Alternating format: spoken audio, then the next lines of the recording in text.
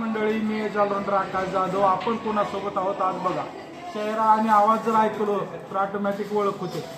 ज्यांनी चेहरा पाहिला नसेल त्यांना आवाज जाऊन ओळख होईल. ज्यांनी चेहरा आणि आवाज सर्व महाराष्ट्राला माहित आहे. आपल्यासोबत आहेत राजमाता जिजाऊ यांचे वंशज नामदेवराव जाधव सर. स्वतः प्रोफेसर आहेत, गव्हर्नमेंट जॉबला होते. तो जॉब का सोडला सांगा. एक चौकटीचा विषय असतोय की विद्यार्थी बदलत राहते, पुस्तक तेच राहते. अच्छा. आणि ज्याला क्रिएटिव्हिटी पाहिजे त्याला नवीन नवीन काहीतरी लागत असतं. त्यामुळे मला असं वाटलं की या चौकटीत आपण स्वतःच्या प्रतिभेला विकसित करू शकत नाही. आणि असं लक्षात आलं की आपण ज्या घराण्यातून आहोत त्या घराण्याचा खूप मोठा वारसा आहे. मग आपण नोकरी करण्यासाठी थोडी जन्माला आलोय. पण वारंवार आपल्यावर आरोप केले जातात की आपण राजमाता जिजाऊ यांचे वंशज नाही, सिद्ध करून दाखवा. असे काही विरोधक आपल्यावर टीका करतात. कोण बोलतंय असं? भरपूर विरोधक नाही, कोण बोलतंय? ते शाही फेकणारे होते. नाही, कुठे बोलतंय, कधी बोलतंय, कुणी सांगितल्यावर बोलतंय, याच्यावर लय गणित डिपेंड आहे. डिपेंड आहे. माझ्या विरोधात ज्यांनी बोलायला पाहिजे असं कोण बोलतंय का? नको तेच बोलताय. नको ते त्यांना काय उत्तर द्यायचं? अरे हाती चले बाजार, हाती चले बाजार. कुत्ते बोके आजार. ठीक आहे. आता आपला एक राष्ट्रीय ज्यांना असं काही प्रॉब्लेम असेल त्यांनी जरूर कोर्टात जाऊ. कोर्टात जाऊ. मी तिथं उत्तर देईल. बरोबर आहे. रिकामा कोणतरी बसून कमेंट करेल, त्याला उत्तर द्यायला मी मोकळा येतो. प्रत्येकाला आपण उत्तर द्यायला बांधील नाही आणि गरज पण नाही. राष्ट्रीय पक्षाचे अध्यक्ष आहेत. आपल्या पक्षाबद्दल थोडंसं माहिती सांगा. आपला पक्ष सनाई छत्रपती शासन हा राष्ट्रीय पक्ष आहे. छत्रपती शिवाजी महाराजांच्या विचारातून प्रेरित म्हणून आपण तो बनवलेला आहे. इतर जे पक्ष असतात ते जातीचं प्रतिनिधित्व करतात, धर्माचं करतात, भाषेचं करतात, प्रांताचं करतात. बरोबर. आम्ही सर्व जातीच्या, सर्व धर्माच्या, सर्व प्रांताच्या, सर्व भाषेच्या सुशिक्षित लोकांचं प्रतिनिधित्व करतो आणि टॅक्सपेअर लोकांचं प्रतिनिधित्व करतो. कारण सुशिक्षित माणूस हा सगळ्यात दुःखित आणि गरीब आहे बरं का. तो बिचारा 30 वर्ष अभ्यास करतो आणि 30 वर्ष टॅक्स भरत असतो आणि त्याची कुठली मागणी सरकार मान्य करत नाही बरं का. आणि जे काहीच काम करत नाहीत त्यांना सरकार हे फुकट दे, ते फुकट दे. अक्षरशः परवा सुप्रीम कोर्टाला सांगावं लागलं, अरे ह्या फुकटच्या एवढ्या बंद करा आणि लोकांना हाताला काम द्या. सुप्रीम कोर्ट जे सांगतंय ते 400 वर्षापूर्वी शिवाजी महाराज अंमलात आणत होते. काय रयतेस पोटास लावणे आहे. स्वराज्य कशासाठी? आम्हाला लोकांच्या हाताला काम द्यायचे आहे. म्हणून आमचा पक्ष लोकांच्या हाताला काम देणार आहे. लोकांच्या हातात दगड देणार नाही, काठी देणार नाही. लोकांच्या हातात पेन देऊ, लोकांच्या हातात लॅपटॉप देऊ. येणाऱ्या विधानसभा म्हणा, जिल्हा परिषद म्हणा, पंचायत समिती म्हणा, त्याच्यात आपले उमेदवार उभा करणार आहेत का? हो, सगळीकडे पक्ष काढला म्हणजे राष्ट्रीय पक्ष म्हणजे मी भारताच्या 32 राज्यात कोणाला एक खासदारकीचं तिकीट देऊ शकतो, आमदारकीचं देऊ शकतो. या महाराष्ट्रात कुठल्याही महानगरपालिकेत तिकीट देऊ शकतो, कुठल्याही ग्रामपंचायत, जिल्हा परिषद, पंचायत, म्हणजे कोणाला तिकीट देऊ शकत नाही असा प्रश्न विचार अख्ख्या भारतात. ठीक आहे. पण आता काही बाकीचे जे पक्ष आहेत राजकारणापुरतं तेवढे ऍक्टिव्ह होतात, पुन्हा साईडलाईन होतात. पण आज तुम्ही सामान्य माणसाचे प्रश्न मांडतात सोशल मीडियावर. मित्रांनो, 9 लाख फेसबुकवरती, 9,50,000, यूट्यूबवरती 12 लाख आणि इंस्टाग्रामवरती 2,67,000 फॉलोअर्स आहेत. जवळजवळ 20-25 लाख लोकांचा सपोर्ट आहे तुम्हाला. एवढ्याने जर पक्ष प्रवेश केला आपल्या ह्याच्यात तर आपला पक्ष मोठा होणार. एवढे सगळे लोक मनाने विचाराने आपल्या सोबत आहेत म्हणून त्यांनी फॉलो केले. बरोबर. लक्षात घ्या, फॉलो करण्यासाठी कोणाला पैसे मिळत नाही. हे बिन पैशाचे फॉलोअर्स आहेत. म्हणजे एक आमच्या विचारांचे कट्टर समर्थक आहेत. बरोबर. यांना आमची भूमिका पक्की पटलेली आहे आणि हळूहळू ते मतदानातून आपण रिफ्लेक्ट करून लावतो. अच्छा. तर आता तुम्ही जे पुस्तक लिहिलेलं आहे त्या पुस्तकात शिवाजी द मॅनेजमेंट गुरु नावाचं पुस्तक लिहिलेलं आहे. ते साधारण किती विक्री झाली त्याची, त्या पुस्तकाची, आणि ते पुस्तक लिहिण्यामागे उद्देश काय होता?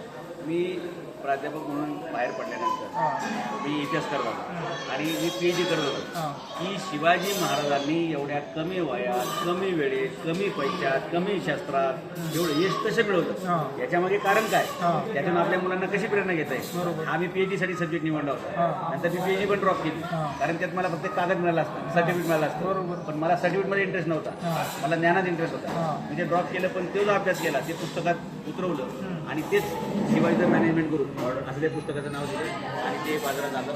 7 लाखापेक्षा जास्त लोकांनी विकत घेतले. आणि राजमाता राजमाता यांच्यावर पण तुम्ही फोटो.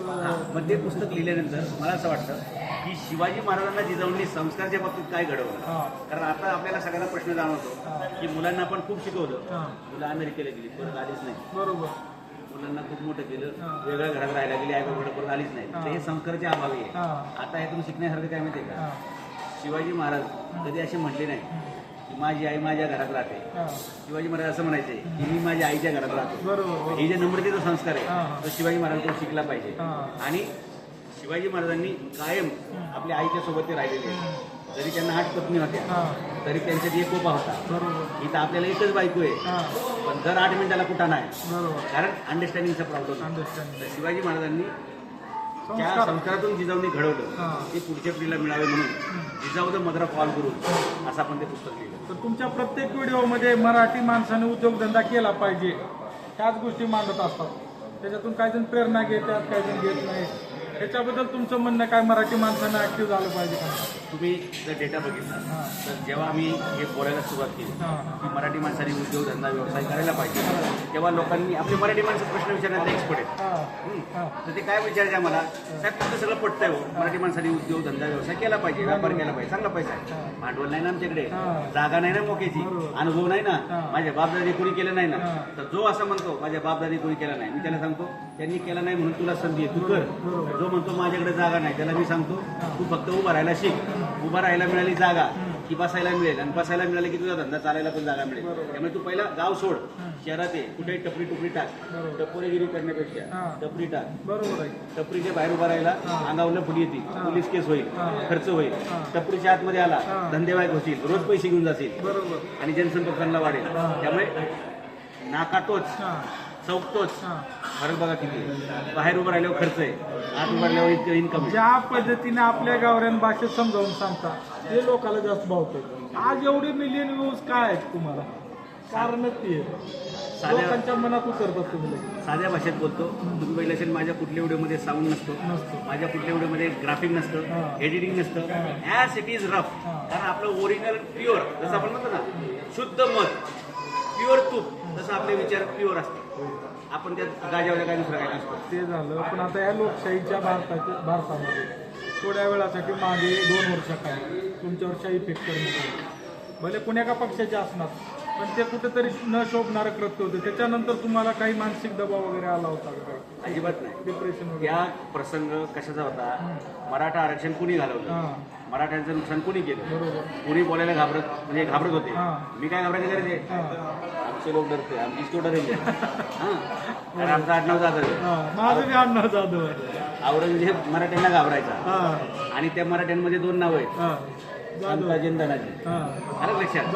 तर एक आपलं आहे.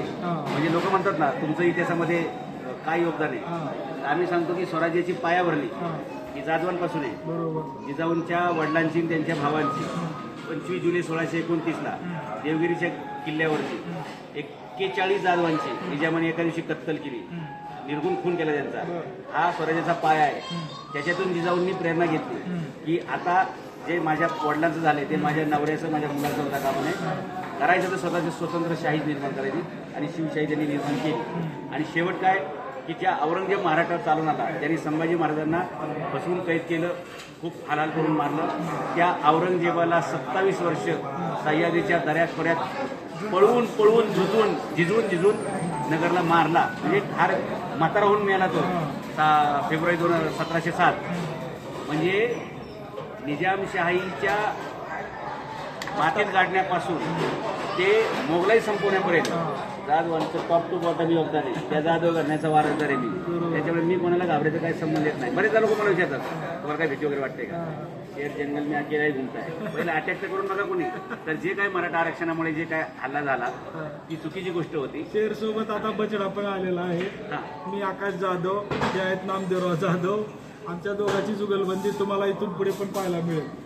त्याच्यामुळे या प्रसंगानंतर मी बारामती लोकसभा लढवली. त्या प्रसंगानंतर मी एका राजकीय पक्षाचा अध्यक्ष झालो, आणि त्या प्रसंगानंतर खूप काही क्रांती होणार. मी माझ्या आयुष्यामध्ये घडणाऱ्या प्रत्येक गोष्टीतून पॉझिटिव्ह प्रेरणा घेत असतो. मला लोकांनी दगड मारला तर मी त्याची भिंत करीन, मला लोकांनी लिंबू फेकून मारलं त्याचं सरबत करीन, मला जर संत्री फेकून मारली तर त्याचा ज्यूस करीन, काय कागद फेकून मारला तर लिखाणासाठी वापर करीन, माझ्या अंगावर शाही टाकली तर मी स्वतःची शाही निर्माण करीन, मी स्वतःचा पक्ष निर्माण केला. आणि लक्षात घ्या, आयुष्यात कुणीही किती बलवान माणूस असो माझं तिकीट कापू शकणार नाही. माझ्याकडे माझं स्वतःचं पक्षाचं तिकीट आहे जे कोणाकडेच नाही. अतिशय खेळीमेळीच्या वातावरणात इंटरव्ह्यू पार पडलेला. याला इंटरव्ह्यू म्हणता येणार नाही, गप्पा भावकी मधल्या गप्पा येत ह्या पारावरच्या गप्पा आहेत आणि लोकांच्या उरावर बसणाऱ्या पण आहेत. आपल्या आणि मराठी मुलांना ही दोन कामं चांगली हा. जमतात. सकाळी पारावर, संध्याकाळी कोणातरी उरावर. शेतावर कोण जातो? तर त्याच मराठी मुलांना सांगा, तुमचे पण 4 विचार ऐकायला मिळतील. आपलं चॅनल फॉलो करायला सांगा. हे झालं. येस, आमच्या जाधवांचं जे चॅनल आहे आकाश हा, आकाश जाधव, त्यांचं चॅनल फॉलो करा आणि मिळेल तो उद्योगधंदा करा. हाताला जे असेल त्यांनी सुरू करा. काय नाही याचा विचार करू नका. जे आहे ते घेऊन सोबत पुढे चला. मराठी माणसामध्ये रग आहे, धग आहे, जगण्याची धग आहे, धमक आहे. फक्त तुम्ही लाच सोडा, गाव सोडा, जात धर्माचा नाच सोडा, जमल्यास राजकारणाचं पण सोडा. बरोबर. जर मी सोडलो तर राजकारणात खरी बोलणारी माणसं कुठे येतात? एवढ्या वाटणारी माणसं आहेत. कुठं कुठं सांगतात तुम्हाला जमीन देऊ, कुठं चंद्रावर, तुम्हाला फ्लॅट देऊ, कुठं मंगळावर. या चंद्र ह्यांच्या बापाचा आहे का मंगळ ह्यांच्या बापाचा आहे? तर अशी खोट्या आश्वासनामुळे पोरांचं नुकसान होतं. प्रॅक्टिकल वागलं पाहिजे. जे शक्य आहे तेवढ्याच विश्वास ठेवत चला.